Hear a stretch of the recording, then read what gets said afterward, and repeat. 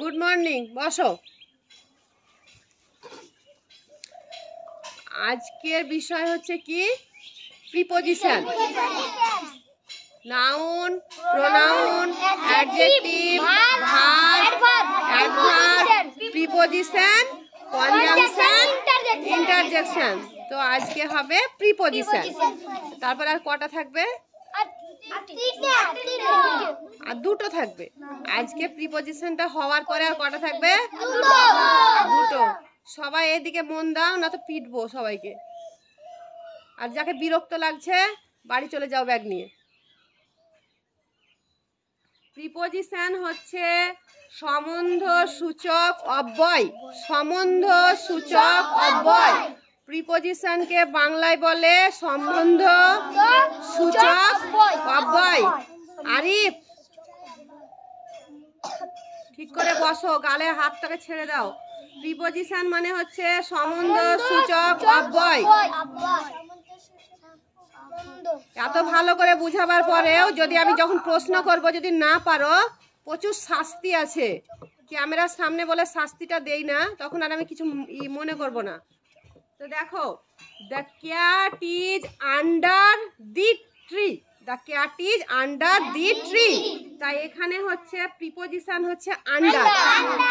বিড়ালটি হয় গাছের নিচে, তো ওই আন্ডার মানে নিচে, ওইটা হলো প্রিপজিশন। তারপরে the bird is on the tree.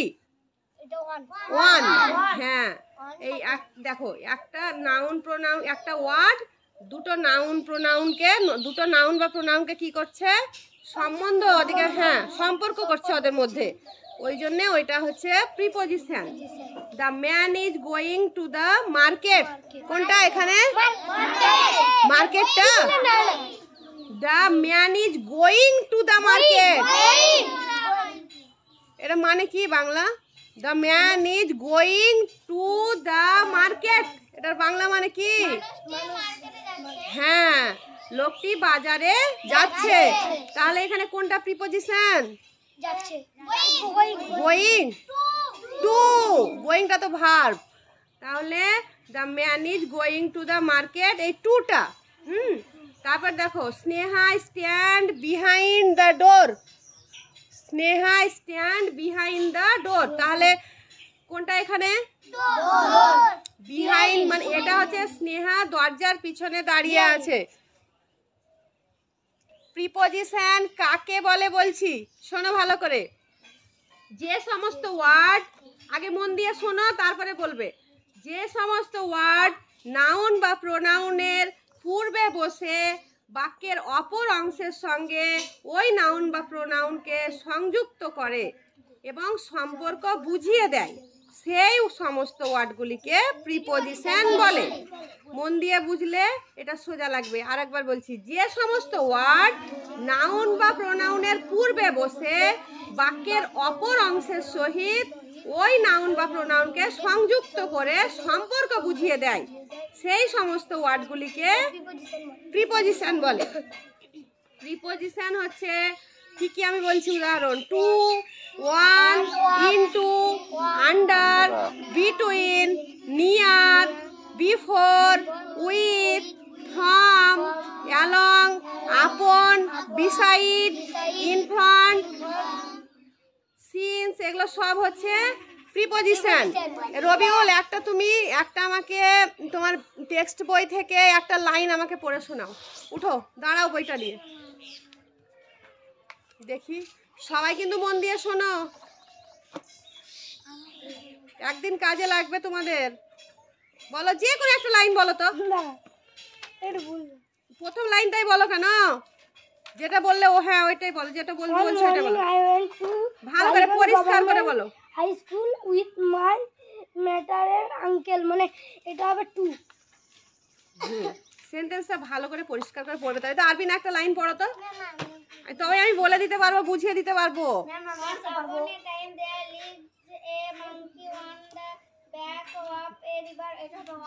হ্যাঁ, এটা হচ্ছে প্রিপজিশন। বুঝতে পেরেছো তোমরা? তাহলে এক লাইন। এবার যেমন ধরো, সুলতান ওঠো, বলো, পড়ো। হ্যাঁ, তুমি বসো। তরুণ স্ট্যান্ডিং চুপ করো, ও তো চেষ্টা করছে, ও তো কোনোদিন পারবো বলে না, আজ পারবো বলেছে, ওইটা আমাকে ভালো লাগছে। বলো স্ট্যান্ডিং ইন প্লাস 5 হ্যাঁ, ইন হয়ে গেল। ইনটা হচ্ছে প্রিপজিশন। হ্যাঁ বসো। দেখো এবার আমি বোর্ডে বুঝিয়ে দিচ্ছি, যারা বুঝতে পারোনি ছোট ইবাদ পারবে। ইবাদকে আমি ধরছি, ইবাদকে আগে বুঝিয়ে দিচ্ছি, তারপর হচ্ছে আমি না। বলো তুমি একটা বলো উঠে, বললেই তো ভালো লাগবে আমাকে।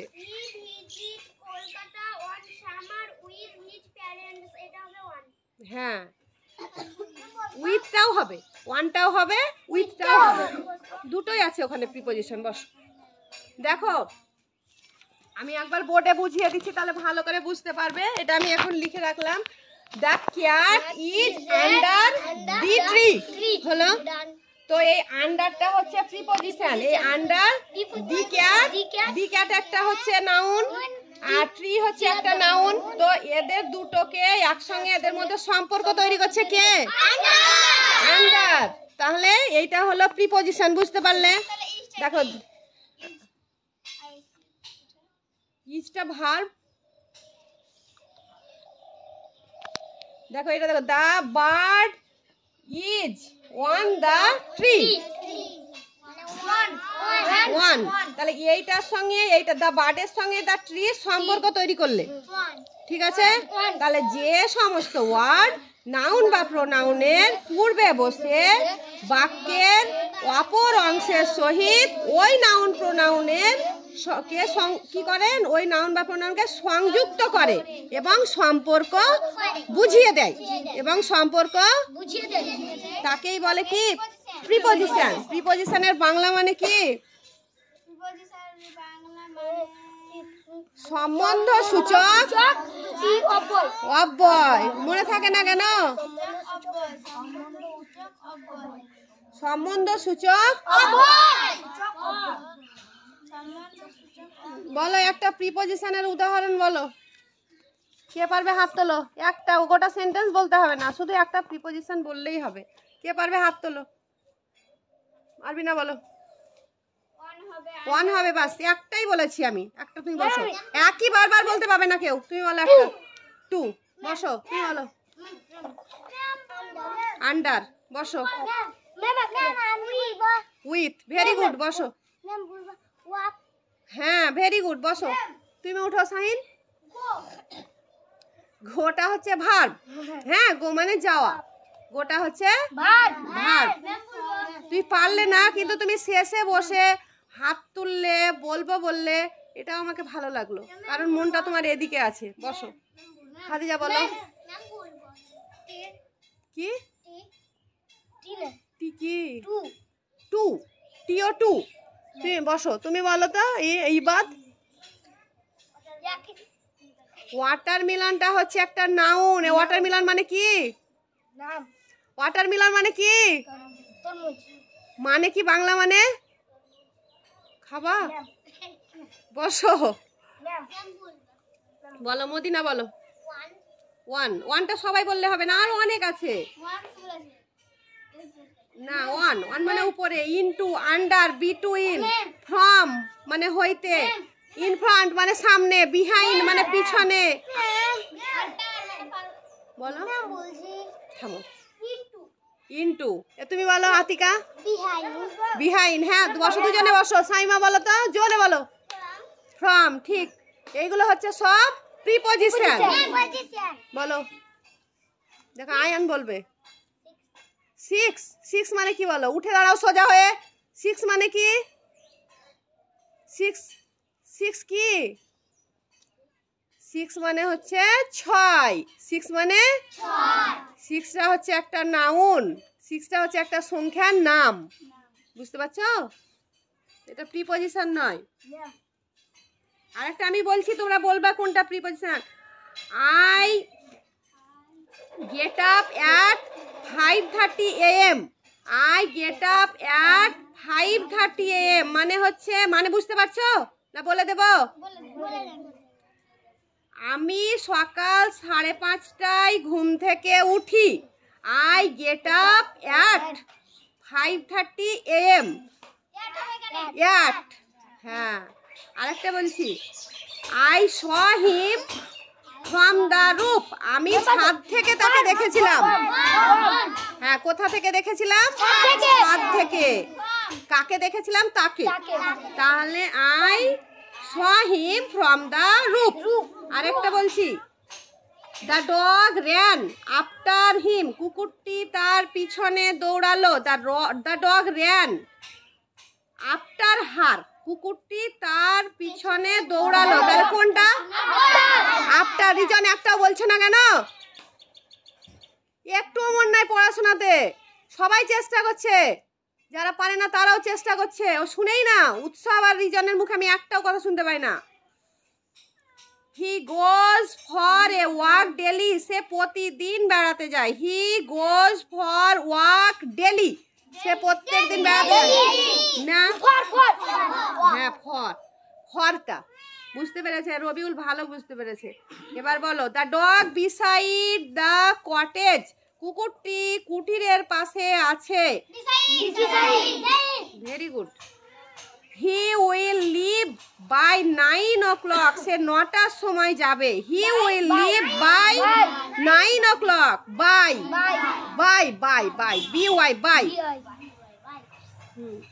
The balloon is above his head, মানে বেলুনটি তার মাথার ওপরে। The balloon is above his head, অ্যাবাভটা অ্যাবাভ।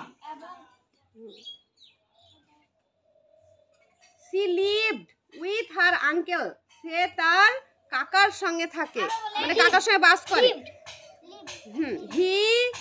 সি মানে একটা মেয়ে, ওই জন্য she lived with her uncle. কোনটা? উইথ, সে তার কাকার সঙ্গে বাস করে। মেয়েটি কাকার সঙ্গে বাস করে। সি থাকলেই বুঝতে পারবে এটা মেয়ে, আর হি থাকলে ছেলে। এগুলো তো সোজা, এগুলো জানতেই হবে। তাহলে আজকে প্রিপজিশন হয়ে গেল। প্রিপজিশন হচ্ছে সম্বন্ধ সূচক অব্যয়। প্রিপজিশনের উদাহরণ সবাই একটা করে বলতে পারছো। On, in, at, with, before, between, behind, অনেক আছে।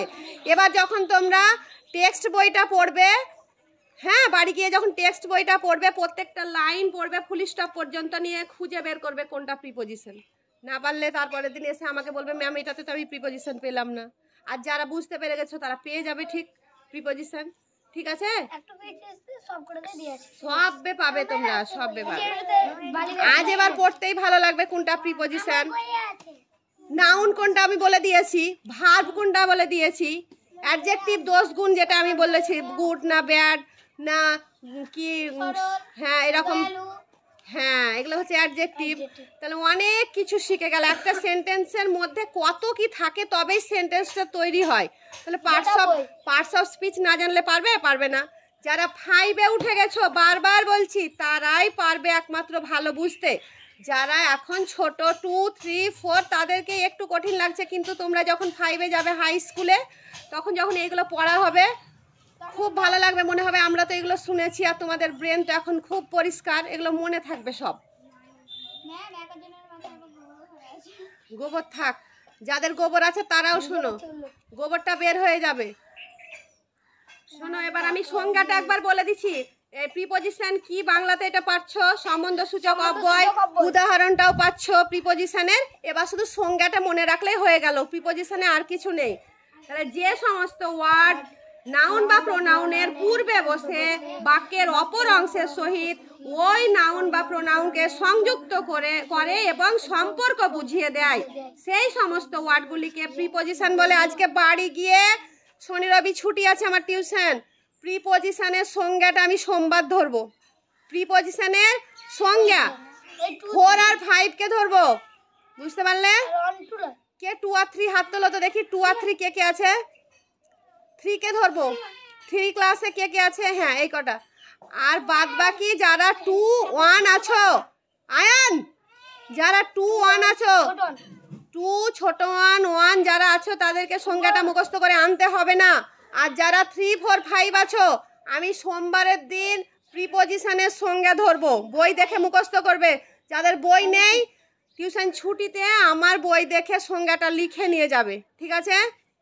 10 বার পড়লেই মাথায় ঢুকে যাবে, আমি তো ভালো করে বুঝিয়ে দিয়েছি। লিখে নিবে। তাহলে আজকে প্রিপোজিশন হয়ে গেল। আর কি বাকি থাকলো? কনজাংশন আর দুটো বাকি থাকলো। বাস, তাহলে পার্টস অফ স্পিচটা হয়ে যাবে। আর যা যা আছে আস্তে আস্তে করাবো। তারপরে টেন্স ধরবো। টেন্স ধরলে তখন টেন্স অনেক দিন ধরে টেন্সটাই বুঝাতে হবে। আর টেন্স জানতে গেলে সবই একদম ইংরেজির অর্ধেক প্রায় সবই জেনে যাবে। হ্যাঁ, গ্রামারে আর কোনো অসুবিধা থাকবে না। তাহলে আজকে এখান থেকেই থাক। এবার আমি অঙ্ক ইংরেজিগুলো করিয়ে দেই।